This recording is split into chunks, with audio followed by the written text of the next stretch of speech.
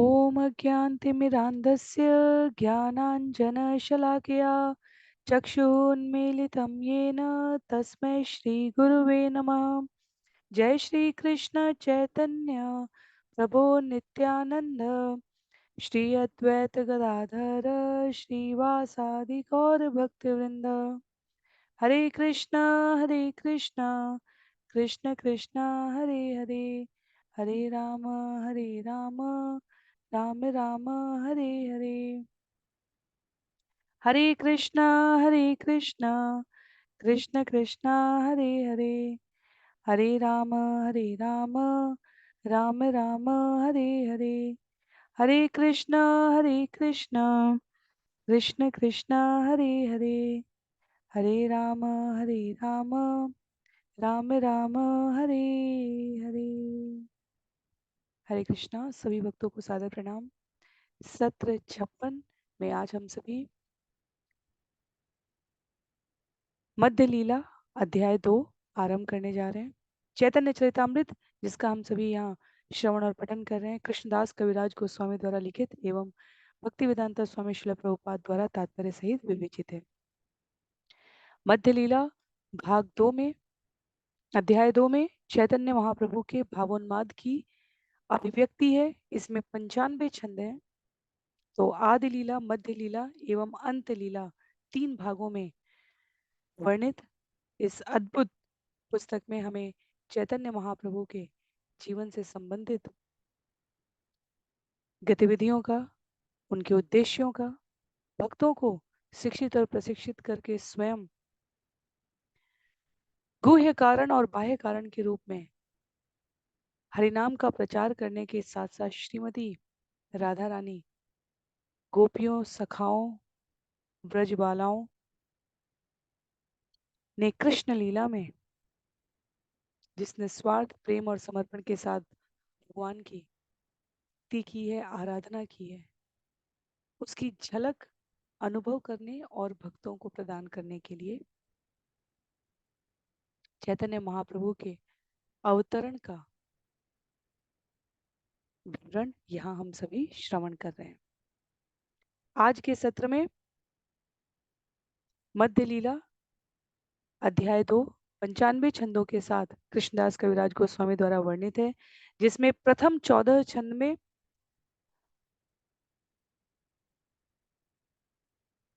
श्री चैतन्य महाप्रभु द्वारा कृष्ण से विरह के विभिन्न भावों को व्यक्त करने की कथा है।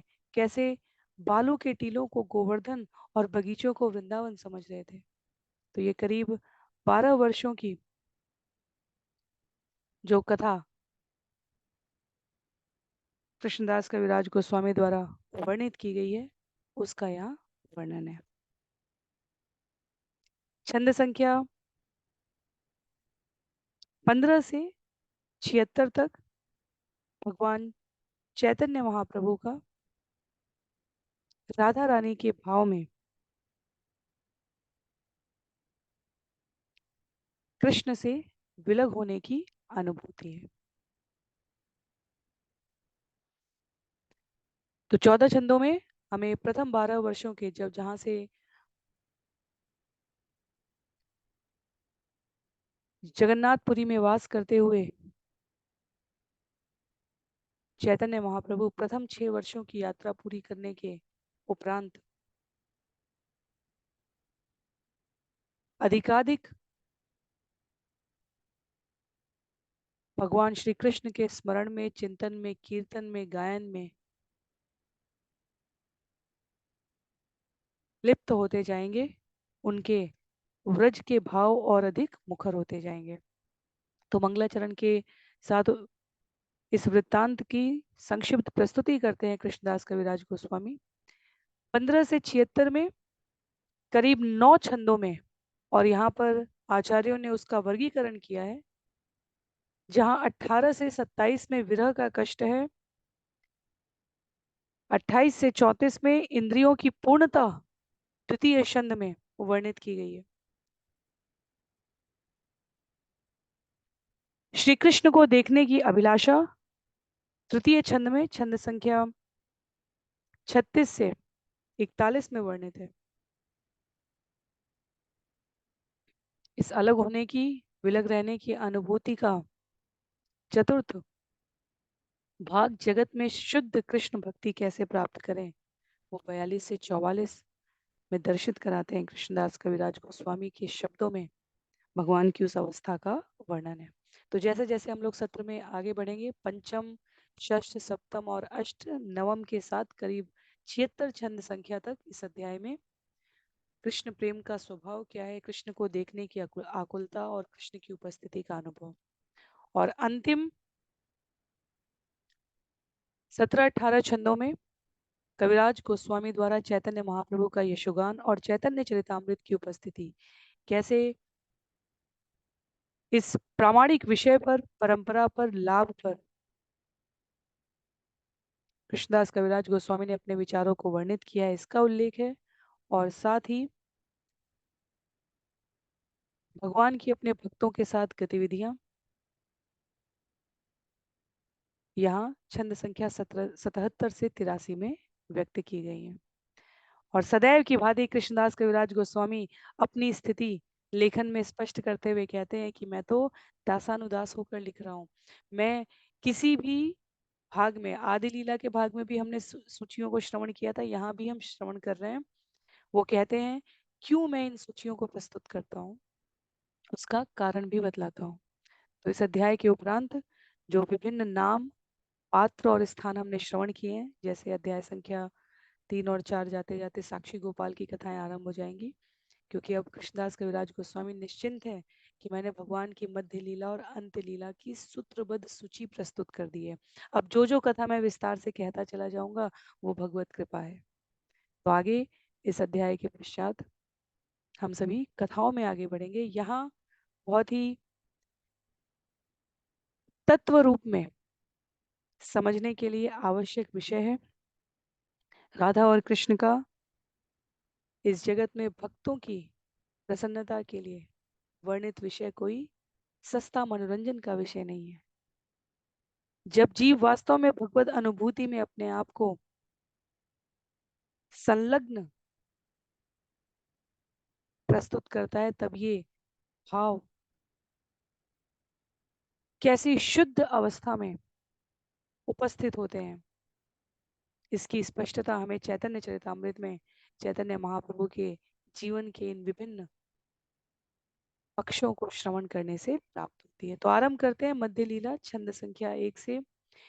विक्षेदे अस्मिन् प्रभो अन्त्य लीला सूत्रानुवर्णने गौरस्य कृष्ण विक्षेद प्रलापाद्यनुवर्णयते। श्री चैतन्य महाप्रभु की लीलाओं के अंतिम विभाग को सारांश रूप में प्रस्तुत करते हुए इस अध्याय में मैं भगवान के दिव्य प्रभाव का वर्णन करूंगा, दिव्य भाव का, जो कृष्ण से उनके विरह के कारण उन्माद जैसा प्रतीत होता है।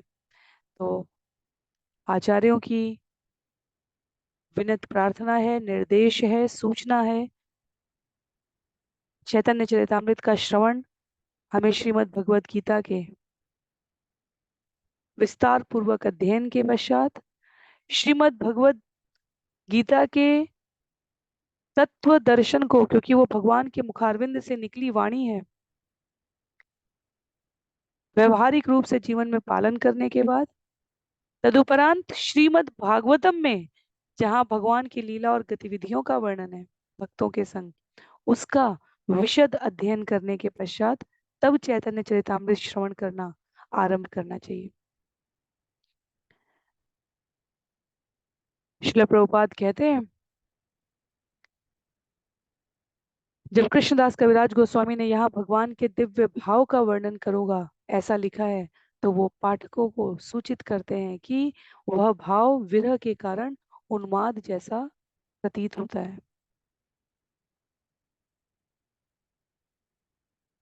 तो चैतन्य महाप्रभु संन्यास ग्रहण करने के पश्चात जो अंतिम 12 वर्ष में ब्रज भाव में गोपियों को और गोपियों में वैष्णव शिरोमणि श्रीमती राधा रानी को ध्यान करके अभिव्यक्त करते हैं, वह अत्यंत गुह्य विषय है। और जिस क्षण, जिस शब्द पर, जिस अक्षर पर हमें लगे कि हमारी श्रद्धा नहीं आ पा रही है और हमें यह भौतिक इंद्रियों में वर्णित विषयों से या उस मापदंड पर नहीं समझ में आ रहा है। हमें तत्क्षण वापस श्रीमद् भगवत गीता और श्रीमद् भागवतम के आश्रय में जाने का प्रयास करना चाहिए।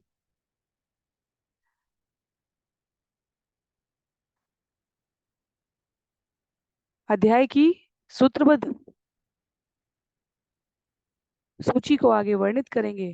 प्रारंभ करेंगे मंगलाचरण से कृष्णदास कविराज गोस्वामी और कहते हैं, जय जय श्री चैतन्य जय नित्यानंद जय अद्वैत चंद्र जय गौर भक्त वृंद। श्री चैतन्य महाप्रभु की जय हो, श्री नित्यानंद प्रभु की जय हो, अद्वैत चंद्र की जय हो और महाप्रभु के सारे भक्तों की जय हो। शेष ये रहिला प्रभु द्वादश वत्सर कृष्ण रवि योग स्फूर्ति हय निरंतर। अंतिम 12 वर्षों में श्री चैतन्य महाप्रभु ने अविरत कृष्ण के विरह भाव के सारे लक्षण प्रकट किए हैं। श्री राधिकार चेष्टा ये न उद्धव दर्शने एई मत दशा प्रभु हय रात्रि दीने। श्री चैतन्य महाप्रभु की मानसिक दशा दिन रात वैसी ही रहती थी जैसी कि राधा रानी की थी जब उद्धव गोपियों से मिलने वृंदावन आए थे। तो इसका वर्णन हमने श्रीमद् भागवतम में श्रवण किया है। जब रथ गोधूली वेला में आकर रुकता है तो उद्धव और भगवान श्री कृष्ण के शारीरिक भाव भंगिमाएं, ऊंचाई, कद काठी, शारीरिक सौष्ठव इतना मेल खाता था कि एक क्षण को गोपियों को लगा कि कृष्ण वापस आ गए। रथ की आवाज में, उसकी उड़ती धूल में गोपियों को अपने जीवन की आस दिखने लगी थी। और जब रथ नंद बाबा और मैया यशोदा के द्वार पर जाकर रुका तब तो सभी को निश्चय हो गया कि कृष्ण लौट आए हैं। और जब वे जानती हैं कि यह कृष्ण नहीं अपितु कृष्ण के सखा, कृष्ण के चचेरे भाई उद्धव हैं, और जब उद्धव समय निकालकर गोपियों से भगवान श्री कृष्ण का संदेश कहने के लिए आते हैं, उस समय श्रीमती राधा रानी उस सूचना को सुनकर ही जिस भाव में है उसको कहते हैं यहाँ पर चैतन्य महाप्रभु अपने इस लीला काल में अभिव्यक्त कर रहे हैं। निरंतर हय प्रभुर्विरह उन्माद भ्रममय चेष्टा सदा प्रलापमय वाद। महाप्रभु लगातार विरह जनित उन्माद के भाव में रहते थे। उनके सारे कार्यकलाप विस्मृति तथा उनकी बातचीत सदैव प्रलाप पर आधारित रहती थी। रोमकूपे रक्तोद्गम दंत सब हाले क्षणे अंग क्षीण है क्षणे अंग फूले। उनके शरीर के समस्त रोम छिद्रों से रक्त बहने लगता था और उनके सारे दांत हिलने लगते थे। किसी क्षण उनका शरीर दुबला हो जाता और दूसरे ही क्षण मोटा हो जाता। गंभीरा भीतरे रात्रे नाही निद्रा लव भित्ते मुख शीर घसे शत हय सब। दालान के आगे का छोटा कमरा गंभीरा कहलाता है। श्री चैतन्य महाप्रभु उसी कमरे में रहते थे, किंतु वे एक क्षण भी सोते नहीं थे। वे रात भर अपना मुंह और सिर दीवार पर रगड़ते रहते थे और उनके सारे मुखमंडल में घाव हो गए थे। तीन द्वारे कपाट प्रभु याये न बाहिरे कभु सिंह द्वारे पड़े कभु सिंधु नीरे। यद्यपि घर के तीनों दरवाजे सदैव बंद रहते थे किंतु फिर भी महाप्रभु बाहर चले जाते थे। कभी वे जगन्नाथ मंदिर के सिंह द्वार पर पाए जाते थे और कभी वे समुद्र में गिर पड़ते थे। चटक पर्वत देखी गोवर्धन भ्रमे धाइया चले आर्तनाद करी आक्रंदने। श्री चैतन्य महाप्रभु बालू के टीलों को गोवर्धन पर्वत समझकर तेजी से दौड़ते। दौड़ते समय महाप्रभु उच्च स्वर में विलाप तथा क्रंदन करते। कृष्णदास कविराज गोस्वामी की इन आलाप, प्रलाप, विलाप, उन्माद जैसी अवस्थाओं का उदाहरण जिन छंदों में प्रस्तुत किया गया है उसको अभिव्यक्त करते हुए श्रील प्रभुपाद कहते हैं, शुद्ध भक्त के भगवान की अनुपस्थिति का अनुभव होने पर जो हाव भाव होते हैं वे चैतन्य महाप्रभु के द्वारा यहाँ व्यक्त किए जा रहे हैं। कभी टीलों की ओर तेजी से दौड़ते वालों के ये सोचकर कि यह गोवर्धन है और कृष्ण यहाँ गायें चराए होंगे, कभी उच्च स्वर से क्रंदन करते जिससे राधा रानी जैसे मनोभाव व्यक्त हो रहे होते। सदैव चैतन्य महाप्रभु कृष्ण तथा उनकी लीलाओं के विचार में इस प्रकार मग्न रहते थे और इसलिए आसपास का वातावरण वृंदावन तथा गोवर्धन पर्वत का बन जाता। तो वह विरह और मिलन के दिव्य आनंद का आस्वादन कर रहे थे। अपने जीवन की इस भौतिक इंद्रियों से, अपने आसपास के वातावरण से हमारे लिए इस स्थिति की कल्पना करना भी दुष्कर कार्य है। इसलिए आचार्यों के द्वारा वर्णित इस विषय को श्रद्धा पूर्वक विनत भाव से श्रवण करते हुए साधक गुरु शिष्य परंपरा की प्रामाणिक पद्धति के द्वारा याचना करते हैं, हरिनाम जप से, कथा लीला श्रवण से, भगवान की सेवा से, कि इस निस्वार्थ भक्ति का एक अंश भी यदि जीवन में प्राप्त हो जाए तो वो उसकी पूर्णता होती है। सामान्यतः हमें लगता है कि हम भक्ति कर रहे हैं, सामान्यतः भक्ति से भी पहले लोगों के मनोभाव में सकाम कर्म करने के कारण जो इच्छाएं अभिलाषाएं होती हैं वह लेन देन के व्यापार पर, हम भगवान का दर्शन करने जाएं, भगवान से प्रार्थना करें, भगवान हमें व्यापारी की तरह दर्शन करने के बदले में, कुछ दान दक्षिणा देने के बदले में, कुछ सेवा करने के बदले में ये इच्छाएं पूरी कर दे, और इस प्रकार हम अपनी सूचियों के साथ भगवान के समक्ष रहते हैं। उस स्तर से निस्वार्थ प्रेम भाव के स्तर तक पहुंचना अत्यंत सरल भी है और असंभव भी है। सरल इस अर्थ में है कि जब जीव की समस्त इंद्रियां शास्त्र गुरु और भक्त के संग में एकाग्र चित्त दत्त प्रशिक्षित होकर भगवत प्राप्ति के प्रयास में सध जाती हैं, तब ये लेन देन का व्यापार स्वतः समाप्त हो जाता है। और जब तक ऐसा नहीं होता तब तक शुद्ध प्रेम भक्ति प्राप्त करना असंभव है। ब्रज की गोपिकाओं को, यशोदा मैया को, नंद बाबा को, श्रीमती राधा रानी को, ग्वाल बाल को, ब्रज के लता और पत्ता को कहते हैं आचार्य, उनको भी कृष्ण से कुछ लेने की नहीं अभिलाषा थी। पूरे ब्रह्मांड में लोग भगवान से मांगते हैं और ब्रजमंडल में प्रत्येक पात्र भगवान को देना चाहता है अपना समय, अपनी ऊर्जा, अपनी शक्ति, अपना संसाधन, अपनी प्रार्थनाओं में वो कृष्ण के मंगल कामना की हरि से अभिलाषा रखते थे। तो उस ब्रज भाव को भक्त कैसे अपने जीवन में साधे, ये चैतन्य महाप्रभु दर्शित करा रहे हैं। उनके गुह्य और बाह्य कारणों में से प्रमुख कारण है भक्त स्वयं अपने लिए चैतन्य महाप्रभु राधा रानी के भाव का अनुभव करना चाहते हैं, और भक्तों के लिए यह एक सुंदर अवसर है ये देखने समझने का, जानने का, पढ़ने का, अभिलाषा करने का कि यदि वास्तव में कुछ मांगना चाहिए तो वह शुद्ध भक्त होने का यह भाव। कहते हैं छंद संख्या 10 में, उपवन उद्यान देखी वृंदावन ज्ञान, ताहा याई नाचे गाय शणे मूर्छायान। कभी कभी श्री चैतन्य महाप्रभु को नगर के छोटे छोटे उद्यानों से वृंदावन का भ्रम हो जाता। कभी वे वहां जाते, नाचते और कीर्तन करते, और कभी कभी आध्यात्मिक भावावेश में अचेत हो जाते। कहा नाही सुनी यही भावे रविकार, सही भाव है प्रभु शरीर प्रचार। दिव्य भावों के कारण महाप्रभु के शरीर में जो अद्वितीय विकार प्रकट होते, वे उनके अतिरिक्त किसी अन्य के शरीर में संभव नहीं है। और आचार्य वर्णित करते हैं, यहाँ पर श्रील प्रभुपाद कहते हैं, भक्ति रसामृत सिंधु जैसे उच्च कोटि के ग्रंथ में शरीर के जिन भाव में विकारों का वर्णन हुआ है, वे इस भौतिक जगत में सामान्यतः देखे भी नहीं जाते हैं। पर ये लक्षण श्री चैतन्य महाप्रभु के शरीर में पूर्णतया विराजमान थे। ये लक्षण महाभाव के सूचक होते हैं। हम यहाँ भाव की बात कर रहे हैं, श्रील प्रभुपाद कहते हैं ये महाभाव के सूचक होते हैं। कभी कभी सहजिया लोग कृत्रिम रूप से इन लक्षणों की नकल उतारने की कोशिश कर सकते हैं, पर अनुभवी वक्त उनको तिरस्कृत कर देता है। एक बार श्रील प्रभुपाद भक्तों के साथ एक वार्ता में निमग्न थे, और एक शिष्य ने आकर सूचना दी कि आश्रम के बाहर, केंद्र के बाहर एक व्यक्ति है जो स्वयं को इन उदात्त भावों से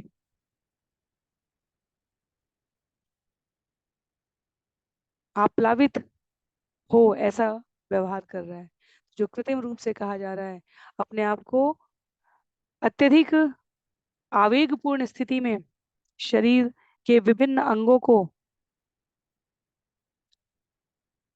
तेज गति से क्रियाशील दिखाते हुए, ऐसे आकुलता भरी छटपटाहट दिखाते हुए भगवान को स्मरण कर रहा है और कह रहा है कि उसके ऊपर चैतन्य महाप्रभु का भाव आ गया है। श्रील प्रभुपाद ने कहा,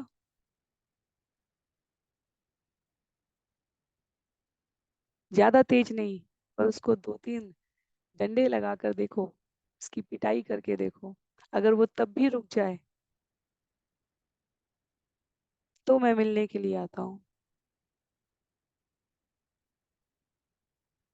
तो अपने जगत में सामान्यतया भक्ति, इसीलिए भक्ति एकांत का, स्वयं की साधना एकांत का विषय कहा गया है। कीर्तन इस जगत के कल्याण के लिए, आसपास के वातावरण को शुद्ध करने के लिए किया गया है। खैर, श्रील प्रभुपाद की इस कथा में तो पहले डंडे लगने पर ही वो व्यक्ति चला गया द्वार से, क्योंकि उसने सोचा था कि सस्ती लोकप्रियता के लिए कई बार सुंदर विषय सुनकर नेत्रों में आंसू आना, ये तो बहुत ही सहज भाव है, पर शरीर में कंपन दिखाते हुए विभिन्न भाव भंगिमाएं करना, यह जनता को आकर्षित करने के लिए है या भगवान के दर्शन के लालायित होने की अभिलाषा में? आचार्य कहते हैं अनुभवी भक्त इसका अंतर कर सकते हैं। तो चैतन्य महाप्रभु की, इसीलिए भगवान की किसी भी लीला का, किसी भी कथा का अनुकरण करने की मनाही की गई है। हम अनुसरण कर सकते हैं पर अनुकरण नहीं। अनुकरण तब कहा जाता है जब हम उन कामों को करने लगे। जैसे महादेव को देखकर कोई कहेगा महादेव भी भांग गाजा उनको चढ़ाते हैं, महादेव धतूरा भी खाते हैं, हम धतूरा खाएंगे तो हमारी बुद्धि विवेकहीन हो जाएगी। तो अपनी सुविधा के अनुसार अपनी इंद्रियों को तृप्त करने के लिए भगवान या भगवान के विभिन्न पार्षदों, अवतारों, मनीषियों का उदाहरण देकर कार्य करने की प्रवृत्ति, ये अनुकरण है। भगवान ने रास किया, भगवान ने इतनी हजार रानियां रखी, भगवान ने गोवर्धन भी उठाया, हम उठा सकते हैं? नहीं उठा सकते। अपनी सुविधा के लिए भगवान के द्वारा किए गए कार्यों का अनुकरण करना ये निंदनीय है, गर्हित है, निषेध है शास्त्रों में। अनुसरण कर सकते हैं, शिक्षाएं ग्रहण कर सकते हैं उनके द्वारा किए गए कार्यकलाप और गतिविधियों के परिणाम में।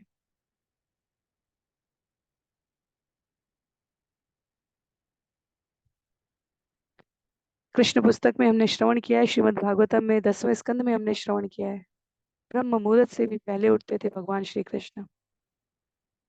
ध्यान करना, जप करना, स्वाध्याय करना, यज्ञ करना, दान करना, ये सभी क्रियाएं ब्रह्म मुहूर्त से लेकर राजकाज के कार्य शुरू करने से पहले भगवान के द्वारा पूरी की जाती थी। भगवान 16,108 रानियों के साथ 16,108 भवनों में 16,108 रूपों में रहते थे। और जब भगवान राजप्रसाद से निकलकर मंत्रियों से मिलने के लिए सुधर्मा सभा भवन में जा रहे होते थे, तो प्रत्येक महल से एक कृष्ण रूप निकलता था और वो सारे रूप संयुक्त हो जाते थे और तब वे जाते थे, और जब वापस लौटते थे तब वह पुनः उतने ही रूपों में विभक्त हो जाता था। यदि विश्वास करना है, यदि एक क्रिया का उदाहरण देकर, एक कथा का उदाहरण देकर हम अपनी इंद्रियों को तुष्ट करने के लिए कुछ पालन करना चाहते हैं, तो इसका अर्थ है कि हमारी उस कथा में विश्वास है, श्रद्धा है, तो हम अन्य कथाओं को नहीं नकार सकते। फिर यदि कुचेष्टा करने वाले भगवान राम के जीवन से संबंधित एक कथा का उदाहरण देकर उनके ऊपर आक्षेप लगा सकते हैं, कृष्ण कथा से एक घटना उठाकर आक्षेप लगा सकते हैं, तो उस आक्षेप का उत्तर देने से पहले भक्त साधक विनत श्रद्धावान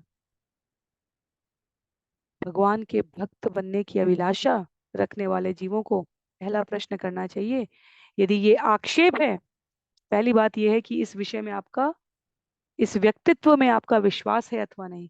यदि विश्वास है तब विषय पर आगे चर्चा की जाए कि भगवान राम ने अग्नि परीक्षा क्यों करवाई, या भगवान राम ने माँ सीता को वनवास क्यों किया, या भगवान श्री कृष्ण ने रानियों के साथ, इतनी संख्या में रानियों के साथ, गोपियों के साथ आवास प्रवास विलास क्यों किया। तो विषय की गंभीरता इसी प्रकार चैतन्य महाप्रभु के संदर्भ में हमें समझनी है। जब वह इस प्रकार के भावों को व्यक्त कर रहे हैं तो आचार्य हमें इस अत्यधिक गंभीर विषय को स्पष्टता के साथ समझने के लिए कह रहे हैं कि इस भौतिक जगत में सामान्यतया वे लक्षण दिखते नहीं है भक्ति के। भक्ति रसामृत सिंधु जैसे उच्च कोटि के ग्रंथ में भगवत भक्ति में लिप्त हो चुके जीवों के जिन भावमय विकारों का वर्णन है वो दिखते नहीं है। पर यदि कृत्रिम रूप से कोई नकल उतारने का प्रयास करे तो अनुभवी भक्त साधना के प्रकाश में, अध्ययन के आलोक में उसे तुरंत तिरस्कृत कर देते हैं। और शिल प्रभुपाद कहते हैं इस ग्रंथ के प्रणेता अर्थात कृष्णदास कविराज गोस्वामी स्वीकार करते हैं कि ये लक्षण एक श्री चैतन्य महाप्रभु के शरीर के अतिरिक्त अन्य कहीं भी नहीं पाए जा सकते। हस्तपदे संधि सब वितस्ति प्रमाणे संधिशाणी भिन्न है चर्म रहे स्थाने। कभी कभी उनके हाथों तथा पैरों के जोड़ 8 इंच एक बित्ता तक अलग हो जाते थे और ऊपर से केवल चमड़ी से जुड़े रहते थे। हस्तपद शिर सब शरीर भीतरे प्रविष्ट है कुर्म रूप देखिए प्रभु रे। कभी कभी श्री चैतन्य महाप्रभु के हाथ पैर तथा सिर उनके शरीर के भीतर उसी तरह समा जाते जिस प्रकार कछुआ अपने अंगों को भीतर समेट लेता है। हे मत अद्भुत भाव शरीर प्रकाश मने ते शून्यता वाक्य हा हा हुताश। इस प्रकार श्री चैतन्य महाप्रभु अद्भुत हा हा, यह जो दीर्घ हा हा है उसका उल्लेख है यहाँ पर। जो संक्षिप्त हा हा होता है वह हास्य के संदर्भ में है, और जो दीर्घ हा हा है वह विलाप के संदर्भ में होता है। तो इसलिए लिखा है इस प्रकार श्री चैतन्य महाप्रभु अद्भुत भावपूर्ण लक्षण भाव प्रकट करते थे। उनका मन शून्य प्रतीत होता और उनके शब्दों में निराशा तथा हताशा प्रकट होती।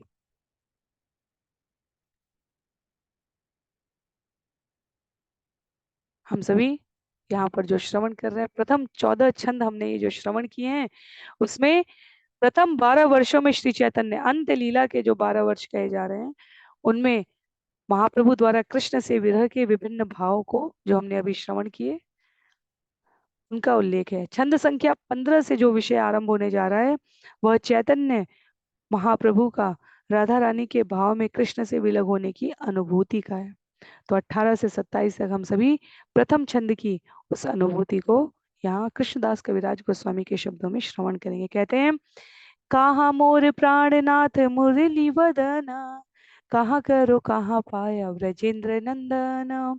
श्री चैतन्य महाप्रभु अपने मन के भाव इस प्रकार प्रकट करते हैं, मुरली वादन करने वाले मेरे प्राणनाथ कहाँ हैं, अब मैं क्या करूं, मैं महाराज नंद के बेटे को ढूंढने कहाँ जाऊं। किसके भाव है ये, श्रीमती राधा रानी के।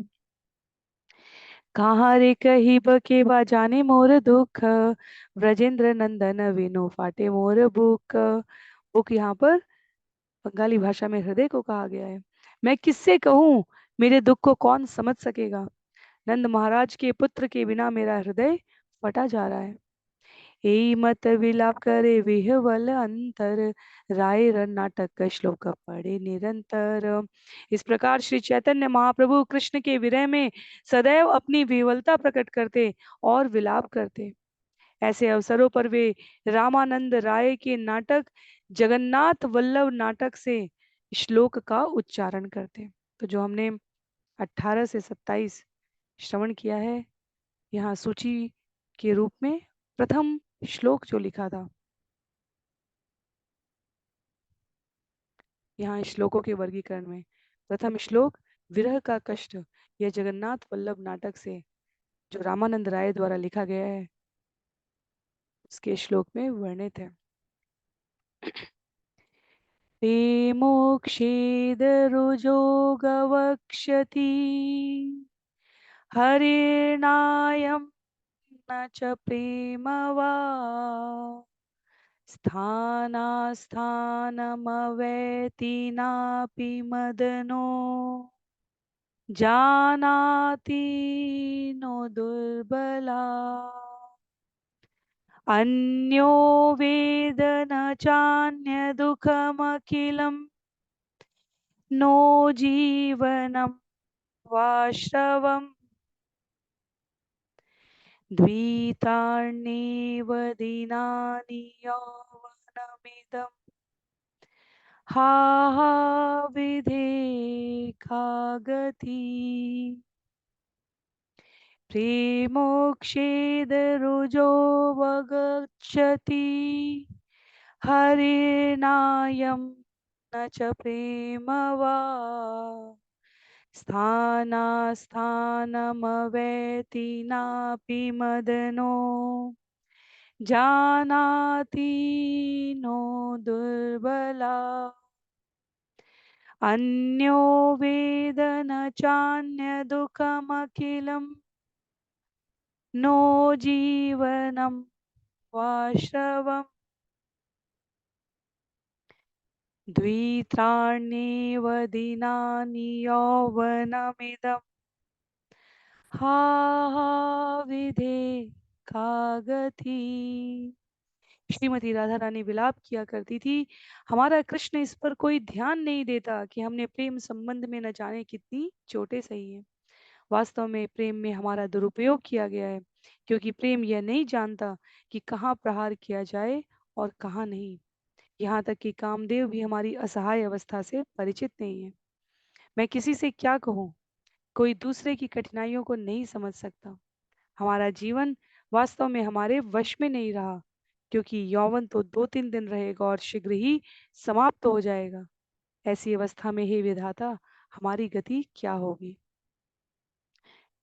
श्री प्रभुपाद ने यहाँ प्रामाणिक संदर्भ की प्रस्तुति करते हुए केवल एक पंक्ति के तात्पर्य में कह दिया कि श्री रामानंद राय कृत जगन्नाथ वल्लभ नाटक 3.9 से ये उद्धरण है।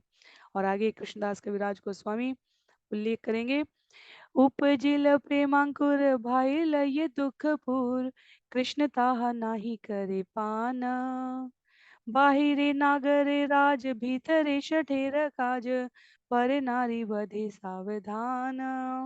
कृष्ण के विरह में दुखी श्रीमती राधा रानी ने इस प्रकार कहा, ओह मैं अपने दुख के बारे में क्या कहूँ।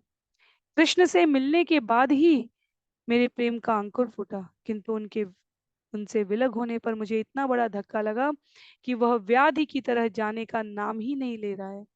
इस व्याधि के एकमात्र वैद्य स्वयं कृष्ण है, किंतु वे भक्ति के इस अंकुरित पौधे की कोई चिंता नहीं कर रहे। मैं कृष्ण के व्यवहार के बारे में क्या कहूँ।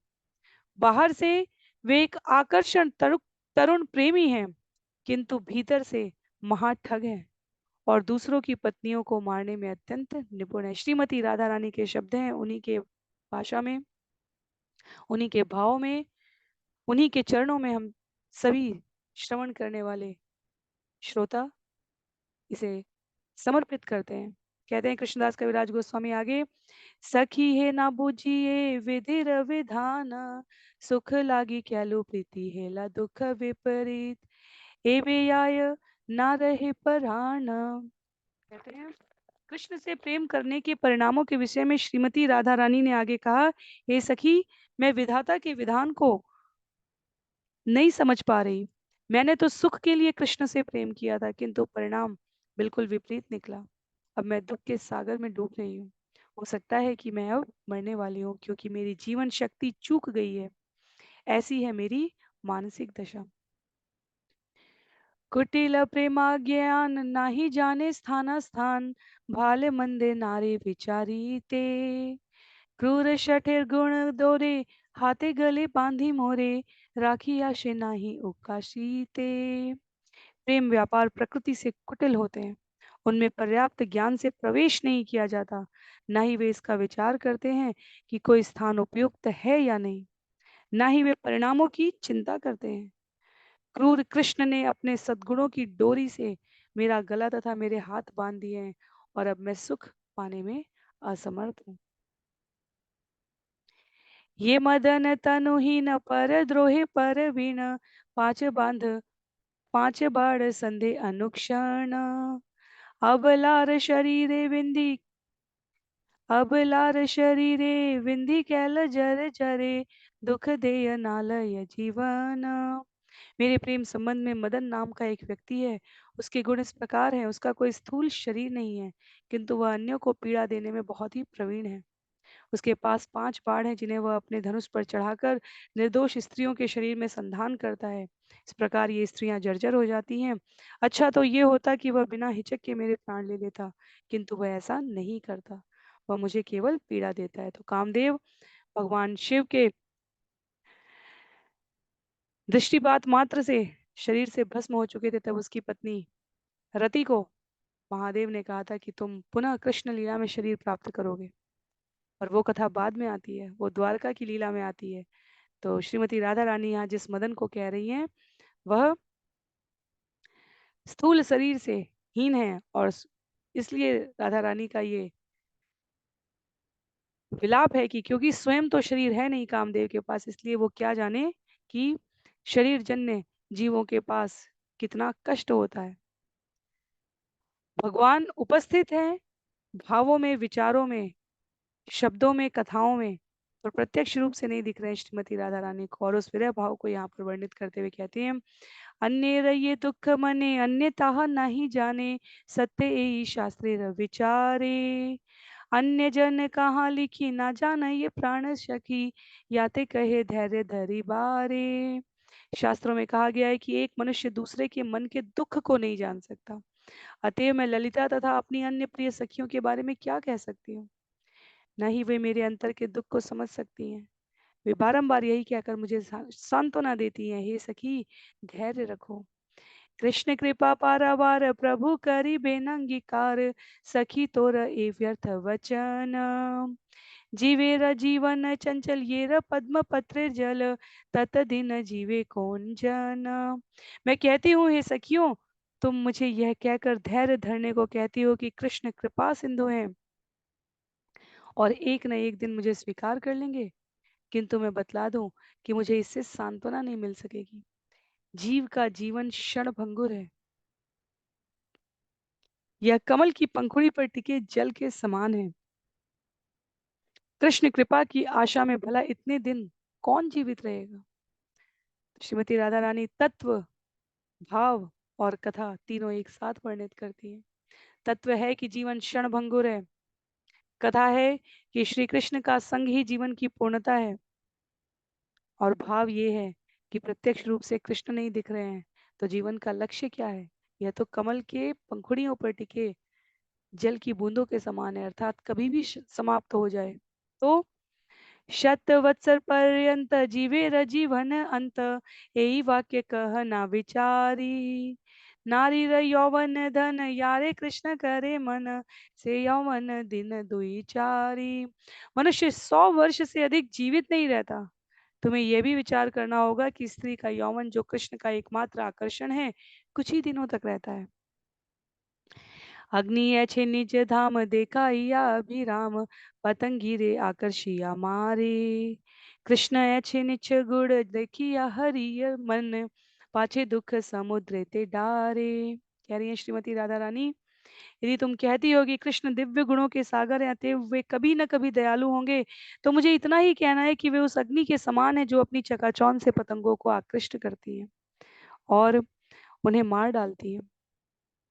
कृष्ण के गुण ऐसे ही हैं, वे अपने दिव्य गुण दिखलाकर हमारे मनों को आकृष्ट कर देते हैं, और बाद में हमसे विलग होकर हमें दुख के सागर में डुबो देते हैं। हमें स्मरण रखना चाहिए, बहुत ही ओजपूर्ण शब्द है। श्रीमती राधा रानी तेजस्विता ओजस्विता से परिपूर्ण है, भगवान की लादिनी शक्ति है। भगवान के संबंध में इन शब्दों का प्रयोग करने का साहस केवल श्रीमती राधा रानी और उनके विभिन्न अंशों के प्रतीक स्वरूप जो गोपियां हैं उनके द्वारा ही किया जा सकता है। जीव के रूप में हम केवल ऐसे शब्दों को सादर प्रणाम कर सकते हैं। कृष्ण के संबंध में किसी भी प्रकार का आक्षेप ब्रजमंडल को साधिकार प्राप्त है, वहां वह भूषण है, सामान्य जगत के जीवों के लिए वह दूषण बन जाएगा। तो कृष्ण केवल युवावस्था यौवन को आकर्षण का ध्यान रखते हैं। इसका अर्थ आचार्यों ने एक एक यहाँ की पंक्ति के लिए बहुत विस्तार पूर्वक विवरण दिया है।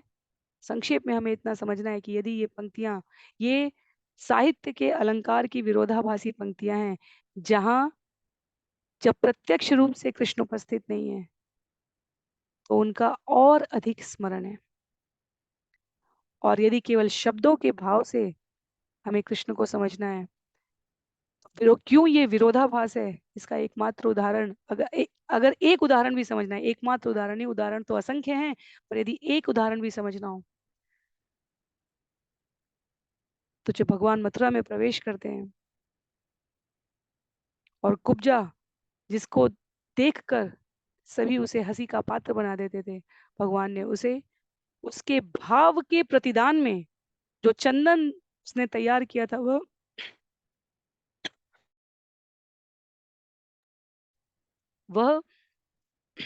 महाराज कंस के लिए था, और कृष्ण के द्वारा एक बार कहे जाने पर तत्क्षण कृष्ण और बलराम दोनों को दे दिया था। भगवान ने कुब्जा को अद्वितीय सुंदरी में परिवर्तित कर दिया था।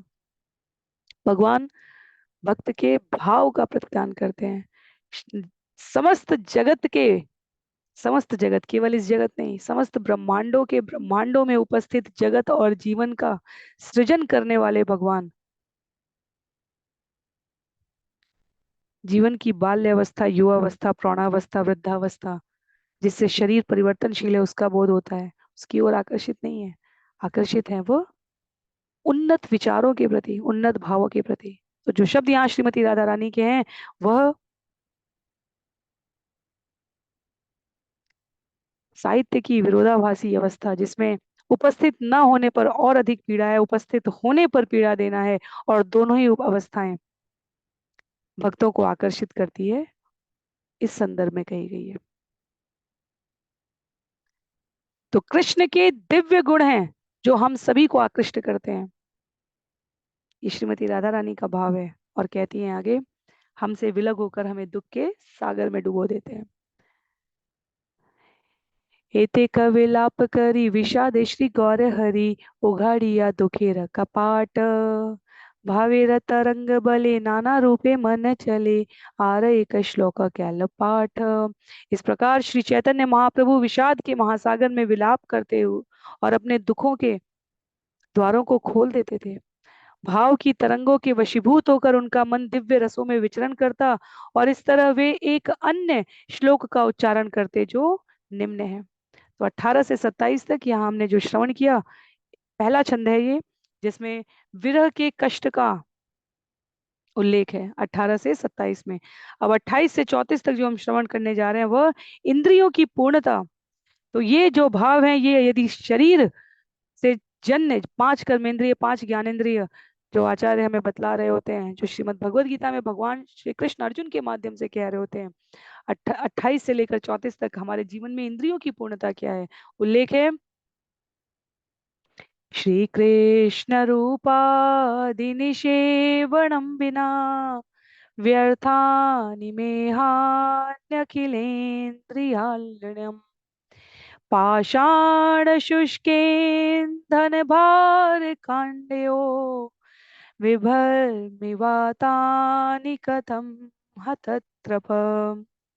हे सखियों, यदि मैं श्री कृष्ण के दिव्य रूप, गुणों तथा लीलाओं की सेवा नहीं करती तो मेरे सारे दिन तथा मेरी सारी इंद्रियां पूर्णतया व्यर्थ हो जाएंगे।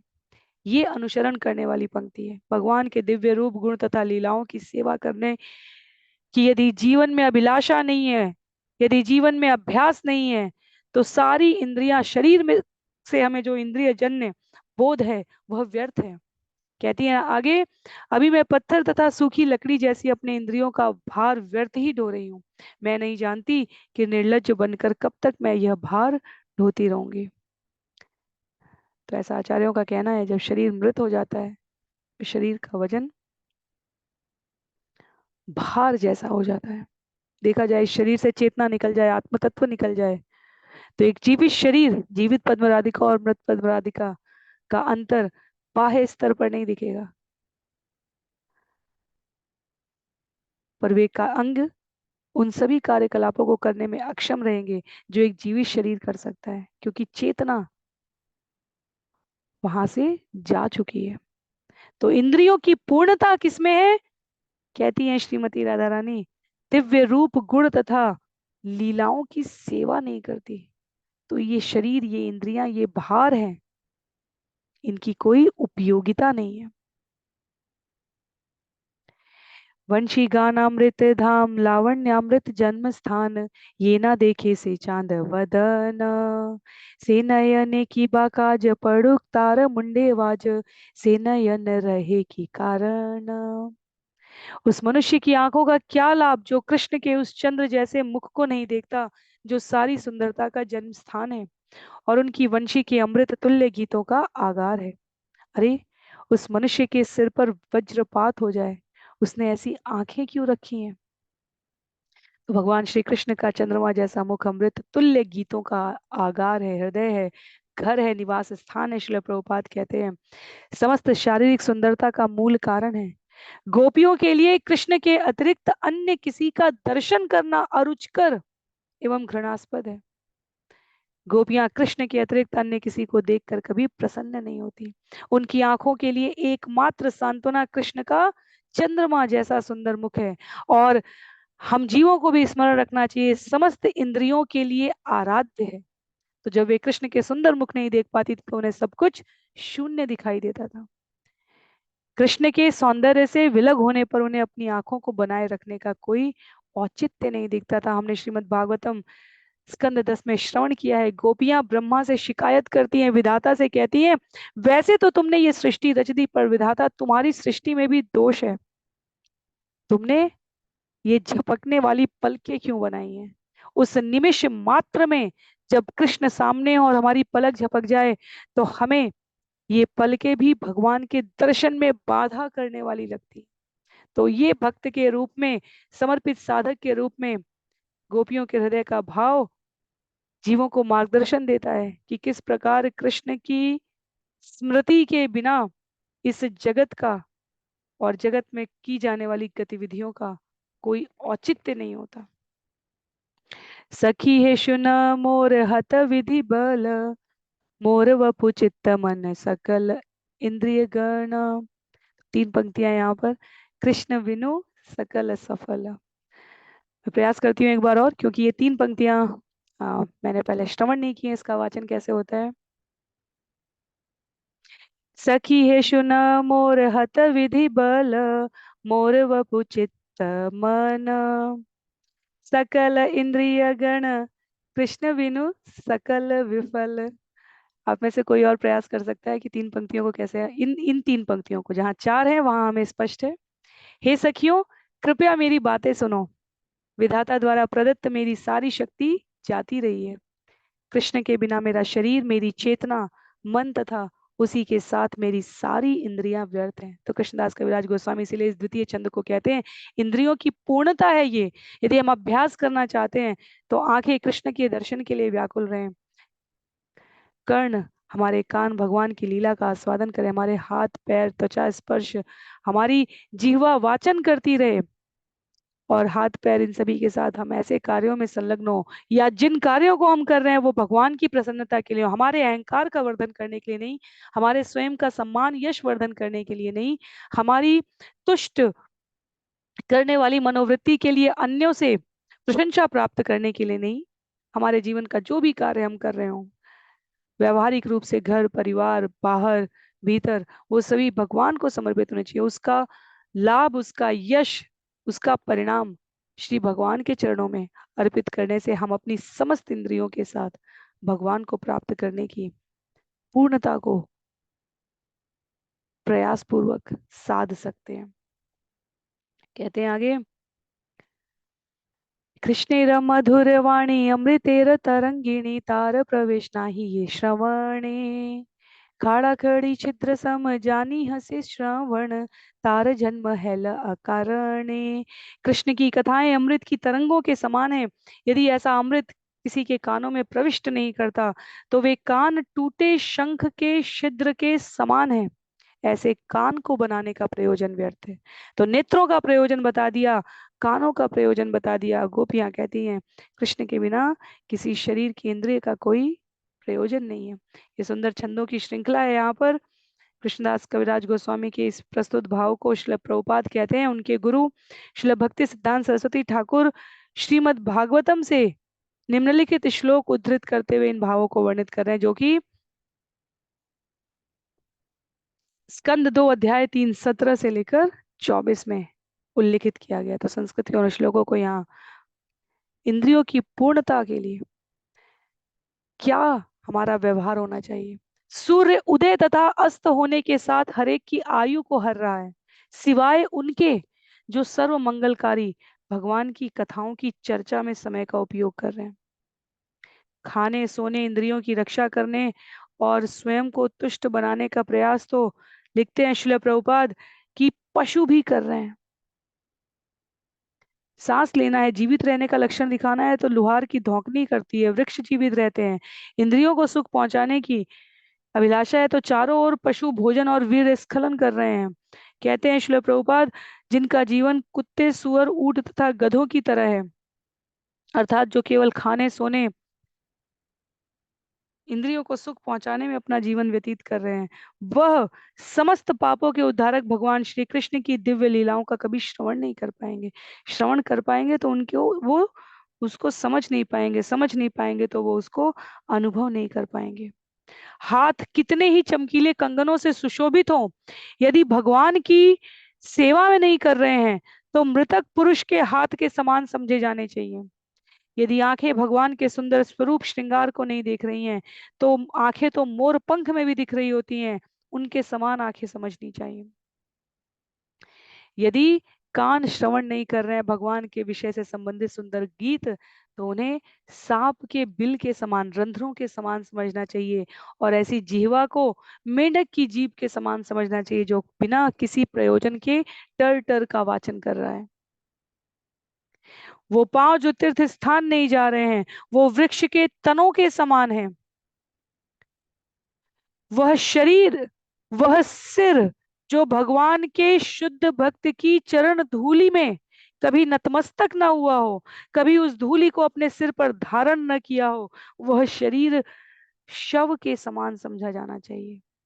जिसने भगवान के चरणों पर अर्पित तुलसी दल की सुगंध का अनुभव नहीं किया वो श्वास लेते हुए भी मृतक के समान है। और कहते हैं भावावेश के समय जिनकी आंखें अश्रु से पूरित नहीं हो पाती, जिनके शरीर में रोमांच नहीं आता, वह हृदय अवश्य ही लोहे का बना हुआ है।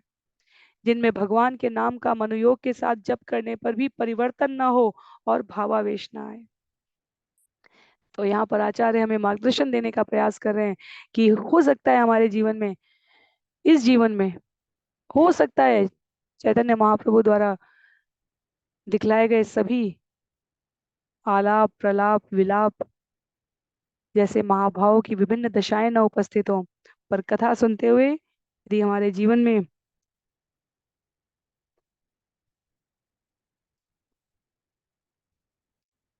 नेत्रों में अश्रु नहीं आते, यदि हम उस विवरण को सुनकर ये अनुभूत ना कर पाए कि भक्त के रूप में हमारे जीवन में कैसा समर्पण होना चाहिए,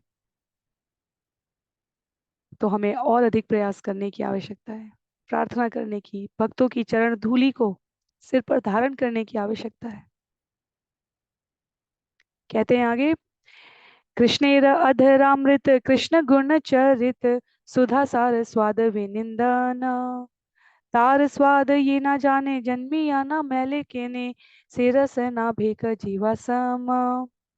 भगवान कृष्ण के होठों का अमृत तथा उनके दिव्य गुण और चरित्र सभी अमृत के सार के स्वाद को तुक्ष बनाने वाले हैं और ऐसे अमृत का आस्वादन करने में कोई दोष नहीं है। जो इसका आस्वादन नहीं करता उसे जन्म लेते ही मर जाना चाहिए और उसकी जीभ मेंढक की जीभ के समान समझी जानी चाहिए। श्रीमती राधा रानी के भावों को कृष्णदास कविराज गोस्वामी इंद्रियों की पूर्णता के संदर्भ में यहाँ व्यक्त कर रहे हैं। कहते हैं, मृग मद नीलोत्पल मिलन ये परिमल, यही हरे तार गर्व मान, हे न कृष्ण अंग गंध यार नाही से संबंध, से ही नासा भस्त्रार समान। कृष्ण के शरीर की सुगंध कस्तूरी की सुगंध के साथ मिली नीले कमल के फूल के सुगंध के समान है। जिसने कृष्ण की सुगंध को नहीं सूंघा उसके नथुने लोहार की धौंकनी के तुल्य है। वस्तुतः ऐसी सुगंध कृष्ण के शरीर की सुगंध के आगे फीकी पड़ जाती है।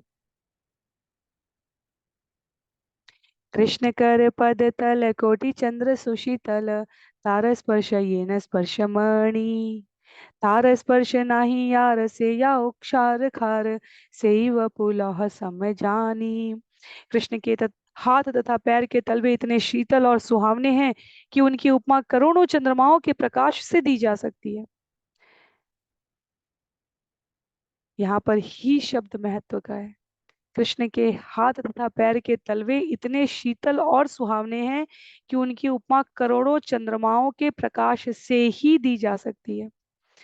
कहने का आशय यह है कि वैसे तो कुछ भी समता करने योग्य इस जगत में नहीं है। भगवान श्री कृष्ण के सौंदर्य, उनकी कृपा, उनके पूर्ण पुरुषोत्तम स्वरूप का उल्लेख करने के लिए।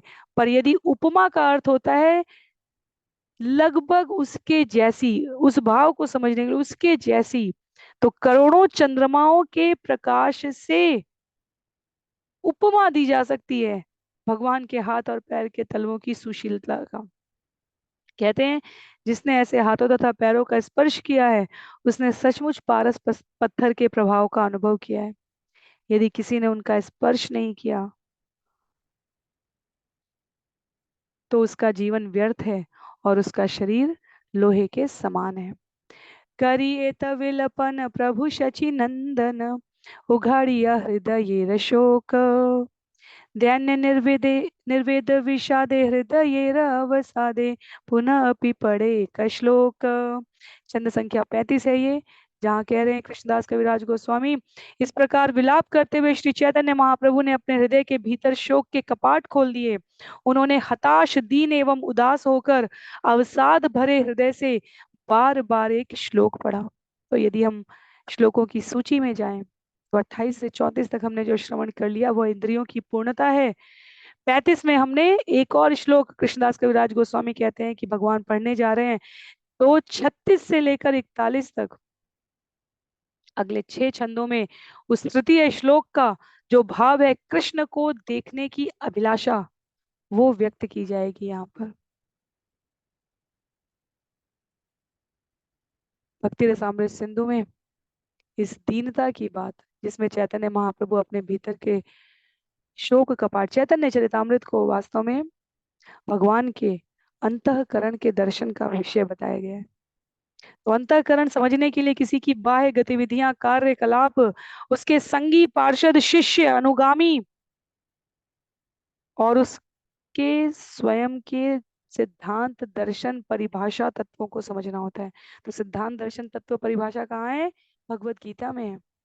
लीला, कार्य विधियां, गतिविधियां कहाँ हैं? भागवतम में भक्तों के साथ व्यवहार में है। और जब ये दो समझ में आ जाए किसी के बारे में, तब तत्व दर्शन की बात की गई है।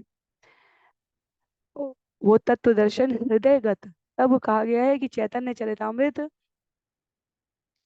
भगवान के हृदय का दर्शन करने के लिए प्रदान किया गया बाइनोकुलर है, अर्थात सीसीटीवी है। एक प्रकार से ऐसे समझ सकते हैं। छंद संख्या 36 में, यदा यातो देवान् मधु रिपुरसोलोचनं पथम्, तदास्माकं चेतो मदन् हत केनायतम् अभूत्। पुनर्यस्मिन्नेष क्षणम् अपि दशोरेति पदवीमि विधास्याम तस्मिन्नखिल घटिका रत्न खचिता।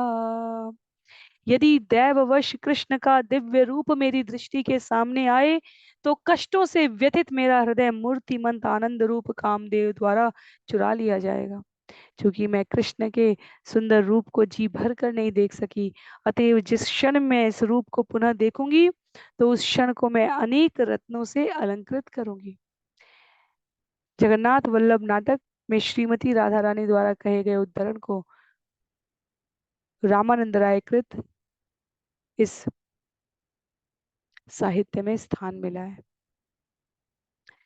कृष्णदास कविराज गोस्वामी इन भावों को अपने शब्दों में व्यक्त करते हुए कह रहे हैं, ये काले व स्वपने देखिए नु वंशी वदने से काले आईला दुई वैरी आनंद आर मदन हरि नील मोर मन देखी ना पाइनो नेत्र भरी। जब भी यहाँ तक कि स्वप्न में भी मुझे कृष्ण के मुख तथा उनकी वंशी के दर्शन का अवसर मिलता था तो मेरे सामने दो शत्रु प्रकट हो जाते थे, आनंद तथा कामदेव। क्योंकि ये मेरे चित्त को हर लेते थे, अतः मैं नेत्र भरकर कृष्ण के मुख को ना देख सकी। भगवान का दर्शन किया मात्र कि हृदय ने उस दर्शन को चुराना चाहा, और भगवान के दर्शन करने से जो प्रेम अभिलाषा उत्पन्न हुई वो मदन कामदेव ने उपस्थित होकर। तो इसलिए कहते हैं दो दो शत्रु एक साथ प्रकट हुए थे, आनंद और कामदेव। नेत्रों की अभिलाषा उस दर्शन को करते जाने की थी, पर हृदय चुरा लिया जाता था। तो अनुभूति का जो स्तर है वो पूर्णता तक नहीं पहुंच पाता था। सिर्फ राधा रानी कह सकती है, और राधा रानी के भाव में उपस्थित चैतन्य महाप्रभु कहते हैं आगे, पुनः यदि को न क्षण करा य कृष्ण दर्शन तबे से ही घटी क्षण पल दिया माल्य चंदन नाना रत्न आभूषण अलंकृत करी मुसकल। यदि दैववश ऐसा क्षण आए कि मैं पुनः कृष्ण को देख पाऊं तो मैं उन क्षणों घड़ियों तथा घंटों की फूलों की मालाओं तथा चंदन लेप से पूजा करूंगी और उन्हें सभी प्रकार के रत्नों तथा आभूषणों से सजाऊंगी। तो कृष्ण की उपस्थिति की जीवन में महत्ता बतला रही है। कहती हैं, छड़े भाई हैल मन आगे देखे दुई जन तारे पूछे आमी न चैतन्य स्वप्न प्राय की देखिनु कि बा आमी प्रलापिनु तोमरा किछु शुनि आच दैन्य। क्षण भर में ही श्री चैतन्य महाप्रभु को बाह्य चेतना आ गई और उन्होंने अपने समक्ष दो व्यक्तियों को देखा।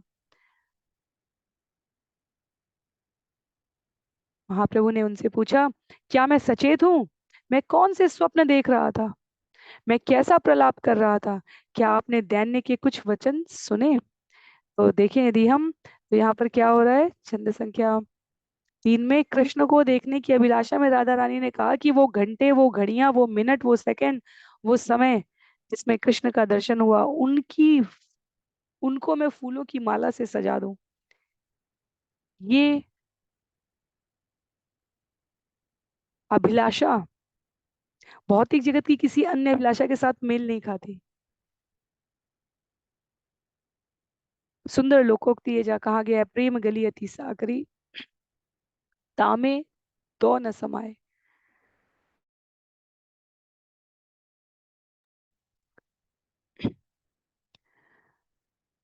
तो दो का अस्तित्व नहीं रहता।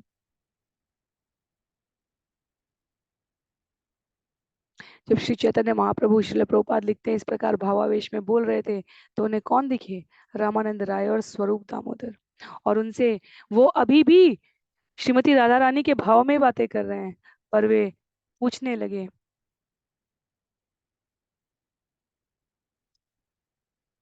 कि मैं कहाँ था, मैं क्या प्रलाप कर रहा था, क्या आपने कुछ दीनता भरे शब्दों को सुना?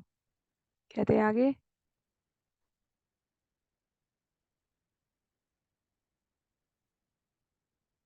शुन मोर प्राणेर बांधव नाही कृष्ण प्रेम धन दरिद्र मोर जीवन देहेंद्रिय वृथा मोर सब।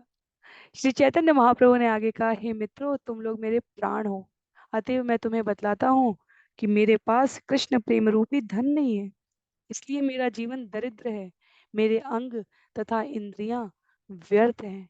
स्वरूप दामोदर से और रामानंद राय से कृष्ण भाव में निरत भगवान ये बातें राधा रानी के भाव में कह रहे हैं, जहां वे ललिता और विशाखा से ये बातें कहती थी। मेरे पास कृष्ण प्रेम रूपी धन नहीं है, इसलिए मेरा अंग और मेरी इंद्रियां व्यर्थ हो गए। पुनः कहे हाय हाय शून्य स्वरूप राम राय, हे मोर हृदय निश्चय। शूनि कर विचार नय कह सार, हे तबली श्लोक उच्चारय। निराशा भरे शब्दों में उन्होंने पुनः स्वरूप दामोदर तथा राय रामानंद को संबोधित किया। हाय मेरे मित्रों, अब तुम मेरे हृदय के निश्चय को जान सकते हो, और यह जान लेने के बाद तुम यह निर्णय करो कि मैं सही हूं या नहीं। तुम इस बारे में ठीक से कह सकते हो। और इसके बाद श्री चैतन्य महाप्रभु ने एक दूसरे श्लोक का उच्चारण किया। तो आज के सत्र में हम सभी जहाँ मध्य लीला अध्याय 2 श्रवण कर रहे हैं, श्री चैतन्य महाप्रभु के भावोन्माद की अभिव्यक्ति, वहाँ करीब इन प्रथम 41 छंदों में हमने अंत्य लीला के जो प्रथम 12 वर्ष हैं चैतन्य महाप्रभु के, जहाँ वे प्रत्येक स्थान को, प्रत्येक पात्र को ब्रजमंडल से संबद्ध करके देख रहे हैं। कहीं भगवान से विरह का कष्ट है, कहीं इंद्रियों को साधने की पूर्णता की परिभाषा है, कहीं कृष्ण को देखने की अभिलाषा है। तृतीय छंद तक हमने श्रवण किया है। अगले सत्र में हम सभी चतुर्थ श्लोक जगत में शुद्ध कृष्ण भक्ति छंद संख्या 42 से इस विषय को आगे श्रवण करने का प्रयास करेंगे। तो आज के लिए सत्र को यहीं पर समाप्त करेंगे। किसी भी प्रकार की टिप्पणी के लिए, असहमति के लिए, अपने विचारों को व्यक्त करने के लिए आप जहां भी जुड़े हैं वहां इसे प्रेषित कर सकते हैं। सभी को बहुत बहुत आभार। कृष्णदास कविराज गोस्वामी जी की जय, श्रीला प्रभुपाद की जय, चैतन्य चरितामृत की जय, श्रीला गुरुदेव की जय, अनंत कोटि वैष्णव वृंद की जय। हरे कृष्ण।